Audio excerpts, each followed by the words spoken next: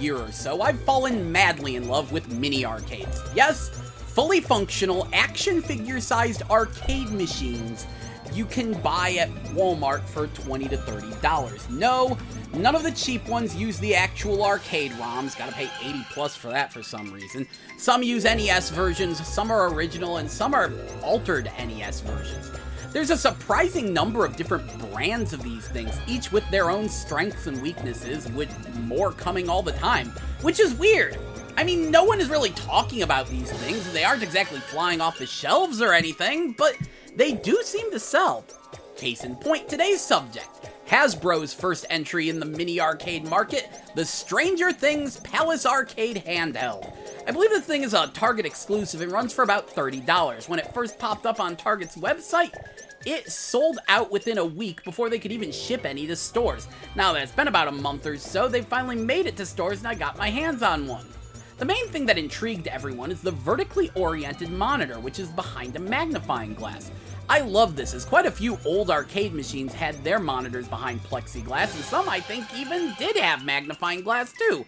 I like having differently shaped machines for my mini arcade, because in a real arcade, every machine is differently shaped too.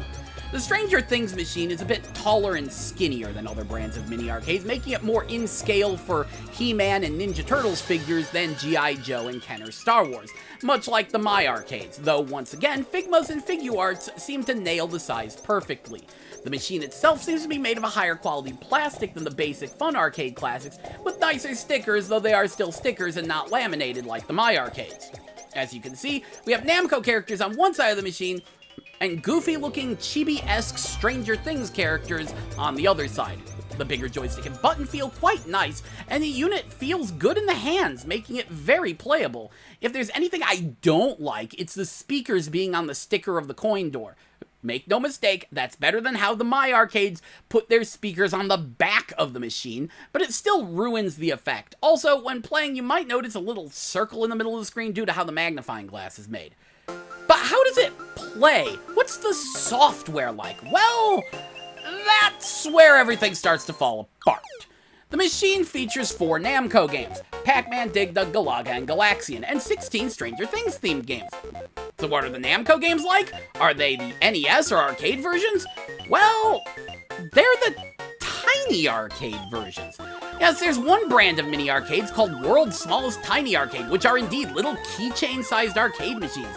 Because of their tiny, low-res, postage stamp-sized screens, they have their own unique versions of the games designed for the lower resolution. These are neat because it's amazing seeing how they managed to squeeze down the different games onto that little screen. But once you put it on a bigger mini arcade machine, they kind of lose their charm and the flaws really shine.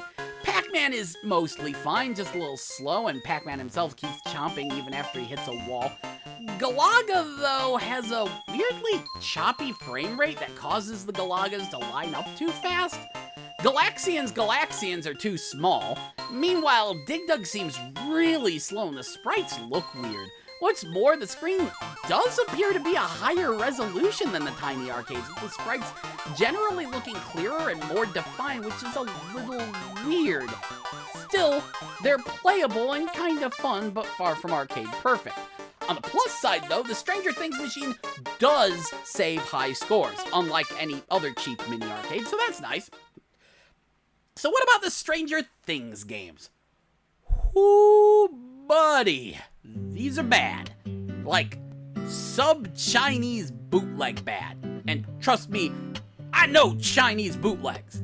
All of these games recycle the same couple of sprites and sound effects and only give the player a single life, though allow for quick retries. Pollywog Peril is, of course, Frogger, but with no animations, minimal out-of-place sound effects, and horrible RNG. Waffle Blast is Asteroids, except you can't move. You can only aim in 8 directions. All your shots can be fired off in a big slow-moving clump, and then you can't fire again, and there are hardly any waffles to shoot at. Yeah, this may well be the worst version of Asteroids ever. This thing is barely even playable. Then we have Eleven's Quest. Jump over rocks and collect the waffles in an endless runner. Riveting. Block Blaster is Breakout, but with the Stranger Things logo, and slow and choppy. What a delight! I'm so glad they're remaking classic arcade games, but worse in every way. And just when you think they couldn't embarrass themselves further, we have Hawkins Invasion. It's Space Invaders, but with Demogorgon heads. Simple, right? Can't screw that up, right? Well, how about having bunkers that are destroyed in 3 hits and enemies that never move downwards? Yup, they managed to botch Space Invaders. Hard. Syrup Drip is Pipe Dream, which I'm sure they screwed up somehow, but, well, I'm not a big fan of Pipe Dream. Just make a pipeline from the syrup to the waffles as fast as you can. Steve Stomp is Burger Time, but awful! You're not making burgers, just stomping down grass while avoiding Demogorgons, which move randomly and don't animate.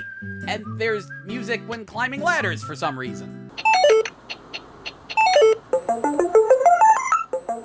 And you have no pepper or weapons for stunning Demogorgons. Bike Bites is Snake or Nibbler or whatever. The thing where you collect the stuff and your tail gets longer, but for some reason you're on a bike against a camo backdrop eating waffles, of course. Many of the games have out-of-place sound effects, but this one is the worst as it makes a "you collected a thing" noise every time you turn, which just causes all sorts of confusion. Worse yet, the collision detection seems wonky, which is the last thing you need in a game built entirely around collisions. Then there's Dustin Dash. Light up all the panels without getting caught by the Demogorgons. Stranger Skies is a slow, boring, side-scrolling shooter where you use a plane to shoot down Demogorgon heads. Then there's Monster Trek. It's Flappy Bird, except with a Demogorgon head and painfully slow and choppy. Wonderful. You managed to botch Flappy Bird.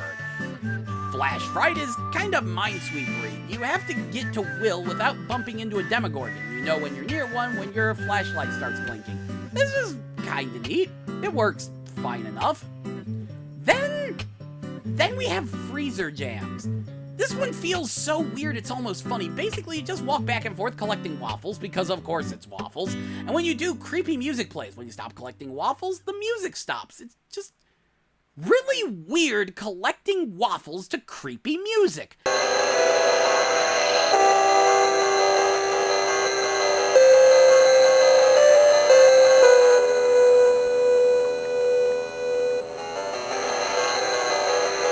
Better still, the waffles fall for a certain amount of time. Your score is percentage-based, so there is a max score. Brilliant. Babysitter Steve is the worst version of Robotron ever. You have to protect the kids from the unanimating Demogorgons, but you cannot collect them. On top of that, you can, of course, only shoot in the direction you are facing, and the game moves at the speed of slow. So slow and clunky is the movement that many times I've tried to turn around and fire, but the fire registers before turning and I get stuck shooting forwards. Lovely. Scoops Ahoy is Bejeweled, except the interface is a little unclear. Cripes, that's the worst I can say about this one. I guess cloning Bejeweled was something they were able to do without screwing up too badly. Last but perhaps least is Hopper Hunt. I don't understand this. You clunkily drive around in a police car shooting at Demogorgons, but you can't kill the big thing. Okay, that appears to be it. And that's it, aside from the in-software volume control, which is nice. The machine is a bit loud. You know what my favorite thing about this is? I know literally nothing about Stranger Things. Never seen an episode. I bought this because I wanted a new mini arcade machine. But if I were to guess what Stranger Things was about based on this, I'd assume it was a show about kids who eat waffles while running away from evil flower monsters. And I know that can't be the case. Otherwise, the show would be called The Waffle Kids Adventures or something.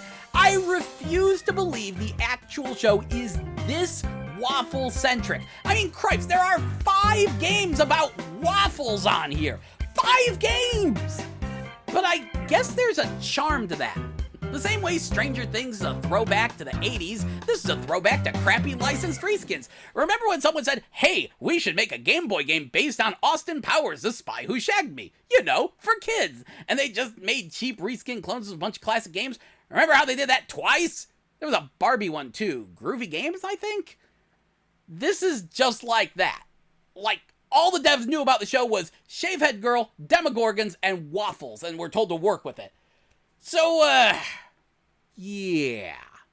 the Stranger Things Palace Arcade handheld is less than stellar. On the plus side, it saves high scores, and the Pac-Man is okay. Shoot, the Galaga isn't even the worst. That's still the basic fun arcade classics Galaga, which moves too slow and is widescreen and nothing behaves properly. Though if you want the best Galaga, get the My Arcade one, which is just the NES game but with resolution issues and minor sound problems. See what I mean about all of these having their own strengths and weaknesses?